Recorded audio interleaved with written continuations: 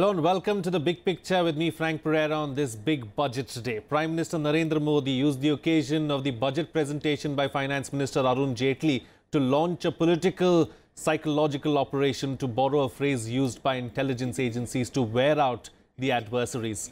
Much before the next Lok Sabha polls knock the doors, the ruling BJP has ruffled the feathers of the opposition.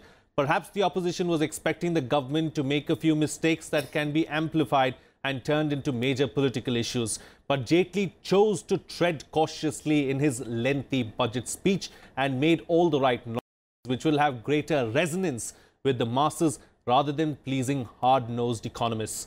What, however, took the cake was the government's planning that encompassed the period well beyond 2019.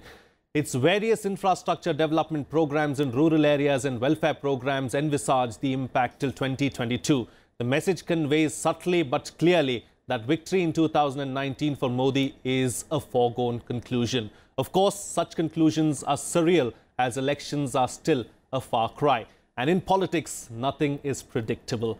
That is the precise reason why this budget is a stealth operation intended to rattle the opposition. And there is little doubt that it has singularly achieved its objective. On this edition of the Big Picture, we will analyze the political messages from this budget. Joining me on the program today are Saugata Roy, MP, Lok Sabha TMC, Sheshadri Chari, leader of the BJP, Aditi, Phadnis, political editor of the Business Standard. Thank you to all my guests for joining me on this edition of the Big Picture. Before I let the political guests slug it out, let me get the journalist perspective on the story today. What is the political message from Budget 2018-19, Aditi? Well, I think it's pretty clear. You are going to have a budget that will take care of, that actually recasts the Indian state as a caring welfareist entity. The only sector which has really not got, has got almost nothing, is defense, which does not stand well with the BJP's oft-stated commitment to defense as a sector. But they have created a policy architecture for defense. Other than that, almost all sectors have got something or other, and the most important, of course, is agriculture, which is the centerpiece of the budget. He has the finance minister has gone on at length to say how agriculture needs to be looked after. Commodities have to be taken care of. The crops which are not earlier covered by the minimum support price hike will now also be covered by it. Of course, state government's commitment is required, and many chief ministers have questioned the drop in allocation for education grants and so on. Sure. But overall, yeah, it is a very political budget. Okay, a political budget is what you're calling it. All right. Chari, a please all political budget is what Aditi Phadnis, our journalist, is saying on the program this evening. You know, clearly the finance minister has gone in with this budget with an eye on the 8 state elections in 2019 and the big one in 2019.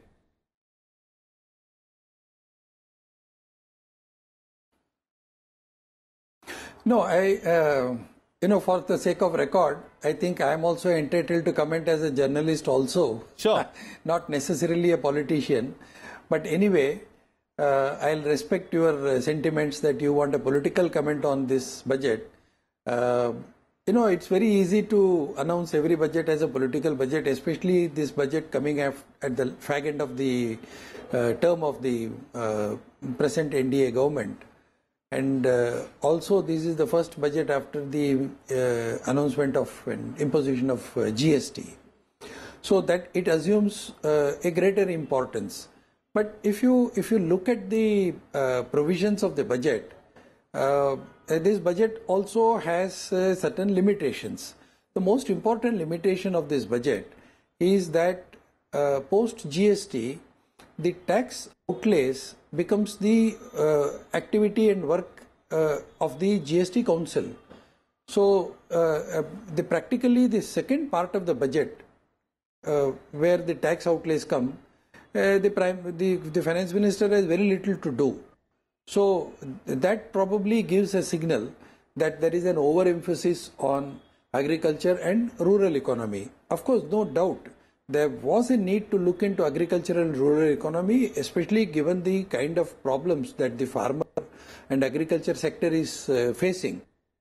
Rural economy is facing post demonetization and after the introduction of GST.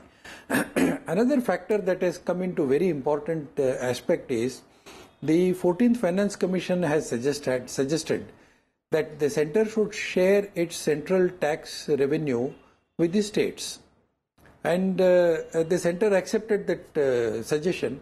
So as a sequence to that, the center has transferred a bulk of its central revenue pool to the states. Sure. Now what has happened is many of the states have allocated a large amount of this fund to urban development rather than rural development.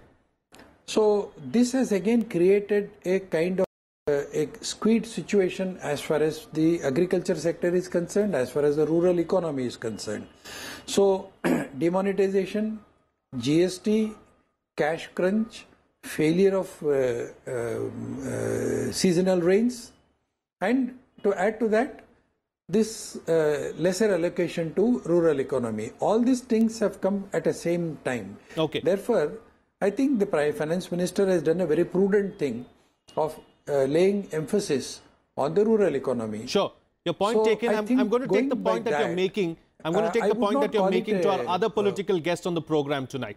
You know, you're saying that, you know, the problem areas were identified, addressed, and have been dealt with by the budget. Professor Roy, did the budget catch the opposition off guard today? Not at all. In fact, it is very significant that on the day that the budget was presented, the ruling party lost all the 3 by-elections to Lok Sabha that were held. So it is clearly on the downslide, the ruling party. Yes, there has been farmers' distress in the whole country, and result of which was visible in the results of the Gujarat assembly elections. So they have tried to correct this somewhat. But if you really notice, no new schemes either for rural areas or urban areas have been announced. Main reason being that this is the last year of the present government, and to actually put any scheme into operation, it takes 9 months to 1 year. So they have announced nothing new. They have repeated their old adages and given, sort of showed a little emphasis on agriculture. Just one point I want to make, that they are talking of agriculture and giving the farmer 1.5 times the cost of the production for agricultural crops as minimum support price. When, Professor Roy, just a Now, counter where there. does When the was the government last time a finance minister spoke about MSP in his budget speech?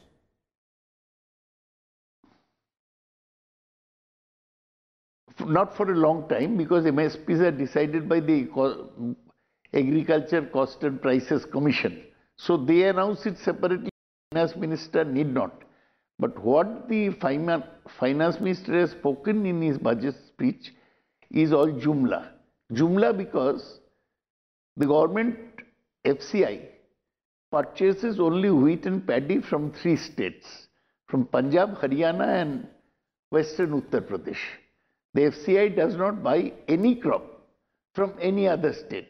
So even if the government announces a minimum support price, where is the mechanism, where is the institution, where is the infrastructure to actually ensure that the farmer gets one more quick counter, Professor Roy, and then I'll bring in the other panelists into the debate as well. You're calling it a jumla, you're calling it rhetoric, but the BJP's rhetoric seems to be finding some kind of resonance in the common man, and the BJP is winning election after election. Of course, today could be an aberration, but that's not the general trend. They have lost 3 by-elections in one day.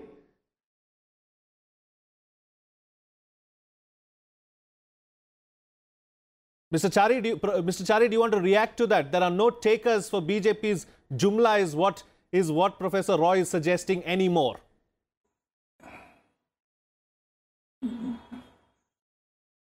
No, by no stretch of imagination can you link today's election results to the budget.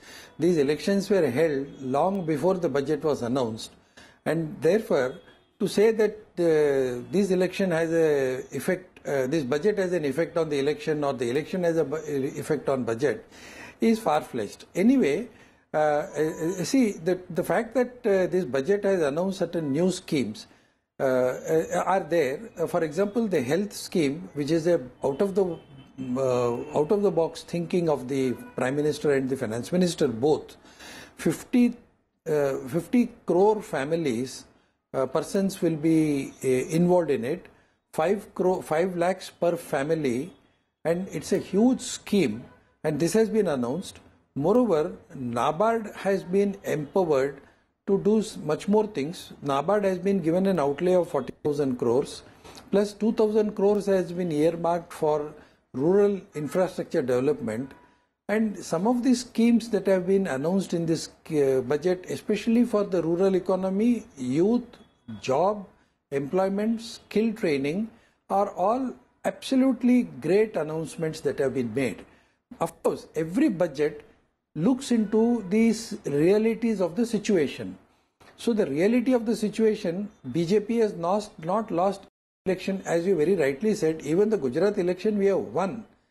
So I don't understand how the opposition is talking as if BJP has been losing elections. Had BJP been losing elections, this is not the kind of budget that the finance minister would have presented. Probably he would have thought of some other schemes which would probably Mr. Chari, talking about the schemes, garner more votes. Mr. Chari, talking about the schemes, as tools very quickly on the schemes, the party ideology by the BJP. You know, Mr. Chari, several innovative schemes have been announced in this budget. You know, we are even calling it a caring budget. But the question really is, where is the money for these schemes going to come from?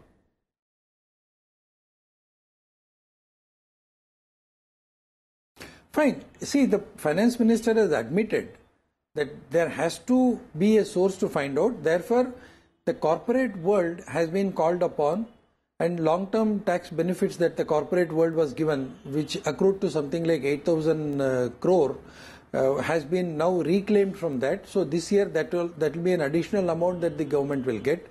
Moreover, the corporates have been told that there will be some sort of a scheme which will bring in corporate social responsibility fund back into the social sector and also flow it back into rural and agriculture sector. So these are some of the efforts that the Finance Ministry is looking at. So when you provide for all these schemes, when you provide for some of these schemes, obviously it's going to have an effect as far as the revenue constraint is concerned. And this Finance Minister has accepted the fact that there will be a revenue shortfall, and this mismatch will be corrected in due course. So these things are all going to take place, and more importantly, given the fact that the agriculture and farming community has to be benefited as far as their long-term benefits are concerned, and our economy is highly dependent on the rural economy, the well-being of the rural economy and the profitability of agriculture as an income. So agriculture is being treated as an enterprise. So when you treat agriculture as an enterprise, you will have to look into the production cost, you will also have to look into the input cost, and also you will have to look into the profitability of the farmer. So these three aspects have been clearly earmarked in this budget. We can go into the details. When you go into the details, you will find that the budget has really been able to balance between the urban economy and the rural economy, the corporate sector. You know, I think we're deviating a little bit from our theme at the moment. Let's stick to our theme, and let me bring in Aditi Phadnis now into the picture, who's been listening very, very patiently to both the political speakers on the program. You know, Aditi Phadnis, has the tone been by the BJP for 2018-19 with this budget, and does the opposition now have an uphill task to climb? Well, I wouldn't say an uphill task, but let's go back to exactly what the budget has done in terms of politics. Take the agriculture sector. The budget has kind of circumvented the APMCs and has set up a thing called ENAM, yes, which was already there, but it has kick-started that process. and it has set MSPs at a level. Now this is not clear, we still have to read the fine print. It has allowed MSP to be more than the MSP. So in a sense, the Madhya Pradesh Bhavantar scheme. Bhavantar scheme, yeah, the same thing that is being implemented in Karnataka also. Exactly, I think, yes. exactly. So that is thought to be replicated by the centre as a model for for states to follow. Now the question is, are states going to follow that? Is it too expensive for the states to follow? There are some things in the budget which are very compassionate and which are very good. One of them is this whole issue of pollution in the state, in Delhi, and the subsidy, or call it what you want, to state governments around Delhi to address the issue of stubble burning. You know, for long, subsequent governments have been criticized for not doing much on the social sector. That particular sector too has been addressed, especially if you look at the healthcare schemes that have been announced. I mean, you can't think of any such schemes that have been announced anytime in this country. We have to see how they're rolled out, because it's not so easy to roll out 50 crore to zero in on 50 crore people and give them insurance, or give them, make them buy insurance. So how it's going to be rolled out, we have to see. But certainly the idea is of creating a welfare state that will take care of you, particularly if you're vulnerable. As an idea, it's a very powerful idea. The question is, if it is not rolled out properly, people will remind this very government and this very finance minister of the promise that they had made and say, you know, you had a good idea, you couldn't do it, so why should we think about you as an alternative government? Sure, sure. You know, Professor Roy, I mean, even you can't, you know, wave off or talk ill of the healthcare schemes that have been announced today, you know, covering about 55% of the poor and lower middle class. It's quite akin to launching the Jan Dhan scheme even.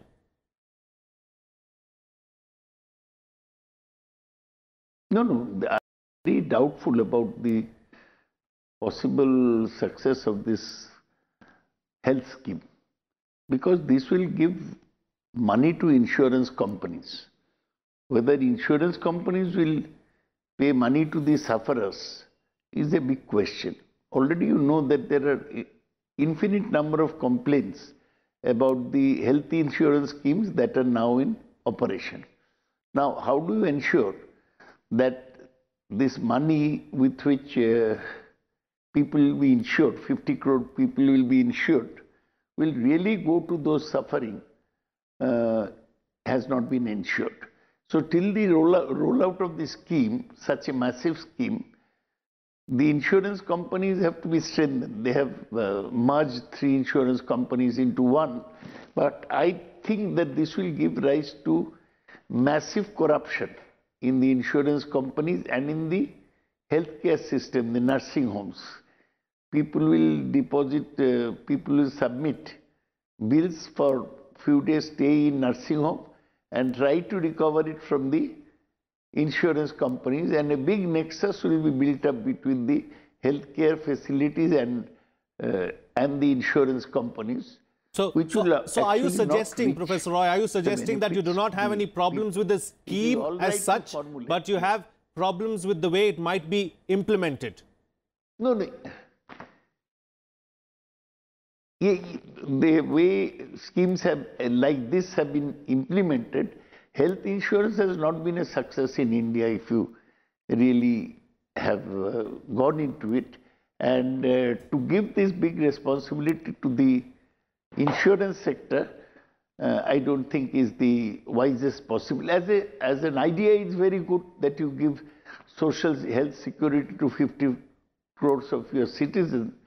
But as a practicable idea, as an implementable idea, I do not think it is wise at all. But this government, Professor Roy, this government has implemented several such schemes, be it the Jan Dhan Yojana, be it the Ujjwala Yojana, the Ujala Yojana. There have been several very successful schemes that have been implemented by this government. So why can't we say that this scheme too could be successful? The Ujjwala Yojana was successful. Both as a scheme, also politically, it gave the government a lot of benefits in the UP elections. The Saubhagya Yojana has also been very bad. But remember, this Ujjwala Yojana covered 3 crore people. Now you're talking of covering 50 crore people. In a sector, in health, in which people, the government has not shown any remarkable success to this date. That's why I am very doubtful about the efficacious implementation of this scheme. While this may be tom-tommed as the government's big thought for the health of our citizens, I do not see the possibility of it doing very well in giving relief to the people. Okay. Mr. Chari, these schemes are all well and good, but really how are you going to implement it at the end of the day is what Professor Roy is suggesting. Your reaction? No, I don't. I don't share. I don't share the pessimism of Mr. Roy, because he probably has the institutional memory that he represents, where schemes, however good or however well thought out, were not implemented properly, and it got into mired into corruption. Whereas we have seen the track record of Narendra Modi government for the last 3 years. We have seen, as you very rightly pointed out about the Jan Dhan Yojana, you also pointed about Kisan card, you also pointed about insurance for farmers. So I think some of these schemes which have touched not merely a few lakhs but few crores. And if you see, every scheme that has been brought out by this government has been implemented, and it has touched the last person on the list of beneficiaries. So I think the administration, the governance, the government, and those who are responsible for implementing the scheme, the department concerned, have all been alerted on this. And the finance minister has also promised, he has suggested rather, that all these institutions which are responsible for carrying out the budget proposals to the last mile will all be tweaked, and they are all in fighting fit situation. Therefore, I don't share the pessimism of Mr. Roy. These schemes will be implemented, and every beneficiary that is meant for this scheme will get the benefit out of it.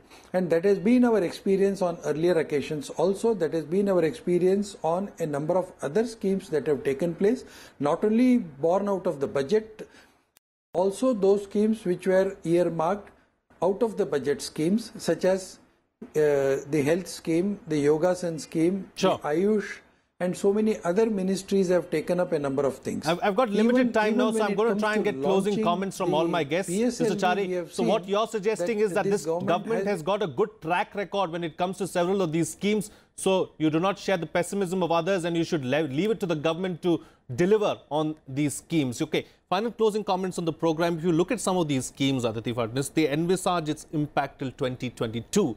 Does this mean the BJP thinks that it has 2019 in its kitty? Well, I'm pretty sure that 2019 is in its sights, and it's much of what it is doing now is because 2019 is upon us.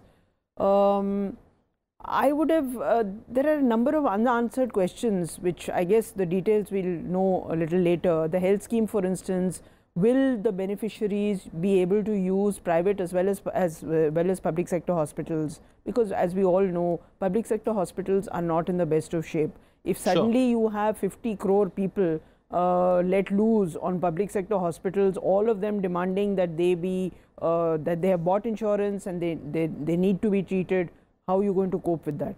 Is the private sector going to be used to supplement this? Similarly, in the question of education, in the question of the other things that have been rolled out, that have been announced in this government. So I'm really not sure whether it's going to work. Okay. We'll have to close the show on that. I'd like to thank all my guests for joining me on the program and putting things into perspective for us. Saugata Roy, Sheshadri, Chari and Aditi Phadnis, thank you so much for joining me on the program. That's it on this edition of The Big Picture. Do stay tuned for our continued coverage on budget matters.